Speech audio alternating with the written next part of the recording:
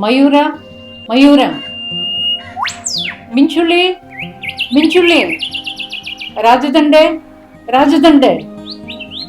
ಇದೇನಿದು? ಈ ಲೀಲಾ ಅಪ್ಪಾಜಿ ಮೇಡಮ್ಮು ವಿದ್ಯಾರ್ಥಿಗಳ ಹೆಸರು ಕರೆಯೋ ಬದಲು ಹಕ್ಕಿಗಳ ಹೆಸರು ಕರೀತಾ ಇದ್ದಾರೆ ಅಂತ ನಿಮ್ಗೆ ಆಶ್ಚರ್ಯ ಆಗುತ್ತೆ. ನಾನಾದರೂ ಏನು ಮಾಡಲಿ?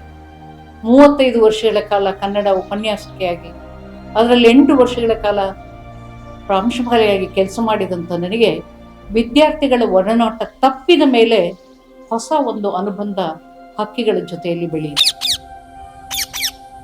ಈ ಹಕ್ಕಿಗಳನ್ನು ಹುಡ್ಕೊಂಡು ನಾನು ಹೋಗುವಾಗ ಅವತ್ತಿನ ಅನುಭವದಲ್ಲಿ ಹಕ್ಕಿ ಜೊತೆ ಒಂದು ಮಾತುಕತೆ, ಒಂದು ಚಿತ್ರಕಥೆ ಎರಡೂ ಮೂಡ್ತಾ ಇತ್ತು.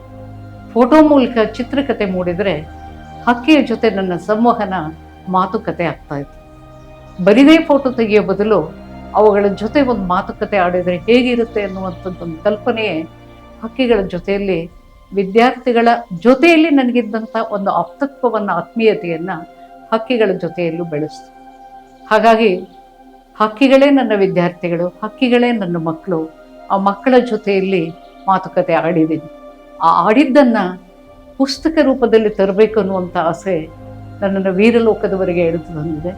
ವೀರಲೋಕದವರು ಪುಸ್ತಕ ಪ್ರಕಟಣೆಯಲ್ಲಿ ಇತ್ತೀಚೆಗೆ ಬಹಳ ಹೆಸರುವಾಸಿಯಾದಂಥವರು. ಅವರ ಮೂಲಕ ನನ್ನ ಪುಸ್ತಕ ಎಲ್ಲರಿಗೂ ಮುಟ್ಟಲಿ ಅನ್ನುವಂಥ ಆಸೆಯಿಂದ ವೀರಲೋಕದೆಡೆಗೆ ಈ ಪುಸ್ತಕವನ್ನು ತಂದಿದ್ದೇನೆ. ಹಕ್ಕಿಗಳಿಗೆ ಹಾಕಿದ ಹಾಜರಾತಿ, ಅಟೆಂಡೆನ್ಸ್, ಹಕ್ಕಿ ಅಟೆಂಡೆನ್ಸ್ ಆಗಿ ಬಣ್ಣ ಬಣ್ಣದ ಲೋಕಕ್ಕೆ ನಿಮ್ಮನ್ನು ಕರೆದೊಯ್ತಾ ಇದ್ದೇನೆ. ಹಕ್ಕಿಗಳ ಲೋಕದಲ್ಲಿನ ಈ ಹಾಜರಾತಿ ನನ್ನ ಮತ್ತು ಹಕ್ಕಿಗಳ ನಡುವಣ ವೈಯಕ್ತಿಕ ಮಾತುಕತೆ. ಅಲ್ಲಿ ಆಪ್ತತ್ವ ಇದೆ, ಒಬ್ಬರಿಗೊಬ್ಬರಿಗೆ ಗೇಲಿ ಮಾಡ್ಕೊಂಡಿದ್ದೇವೆ, ಚುಡಾಯಿಸಿದ್ದೀವಿ, ರೇಗಿಸಿದ್ದೀವಿ, ಚುಚ್ಚಿದ್ದೀವಿ, ಚಚ್ಕೊಂಡಿದ್ದೀವಿ.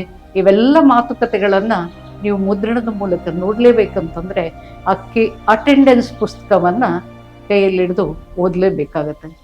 ನಮಸ್ಕಾರ.